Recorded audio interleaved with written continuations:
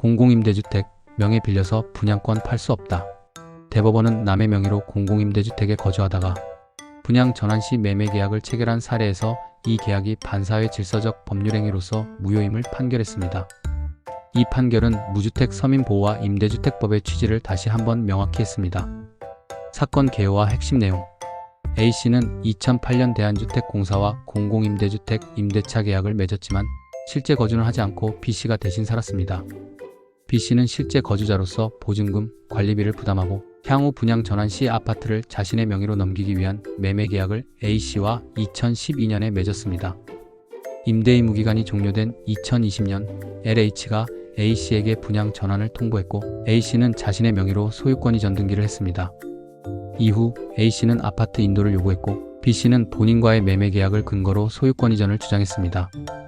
대법원은 기존 판결 원심을 뒤집고 사건을 다시 심리하도록 했습니다.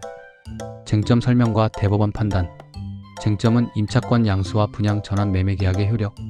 문제의 핵심은 실제 거주하지 않는 명의자가 제도적으로 무주택자로 남아 우선 분양받고 진짜 거주자 B에게 매매로 소유권을 넘기려고 한 계약이 법적으로 인정될 수 있는가입니다.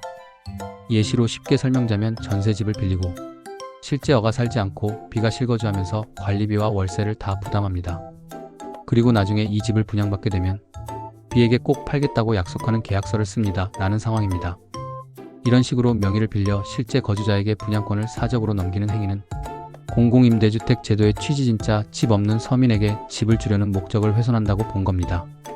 대법원 판단 요지 공공건설임대주택 분양전환 제도는 국가가 돈을 들여 무주택 서민에게 우선적으로 집을 분양해주는 공익적 제도입니다. 그런데 이런 명의 대여와 사적 계약은 제도의 목적 공익을 허무는 일이 되어 사회 질서에 반하는 행위 반사회 질서 법률 행위에 해당 계약 자체가 무효입니다. 원심 이전 판결은 이런 계약의 효력을 인정했는데 이는 법리를 잘못 적용한 것이며 추가 심리가 필요하다고 판단해 사건을 돌려보냈습니다. 왜 중요한 판결인가? 이 판결은 공공임대주택 제도를 악용하거나 껍데기 명의만 빌려주는 사례에 대해 계약을 인정할 수 없다는 국가의 강한 경고를 보여줍니다. 진짜 거주자라 해도 명의 빌려 분양받는 것은 불법, 명의만 빌려 분양권을 사고 파는 계약은 법적으로 무효, 공공임대 아파트를 남의 명의로 대신 살아주고 분양받을 때 자신의 것으로 넘기기로 약속한 계약, 법적으로 아무 효력이 없게 됐습니다.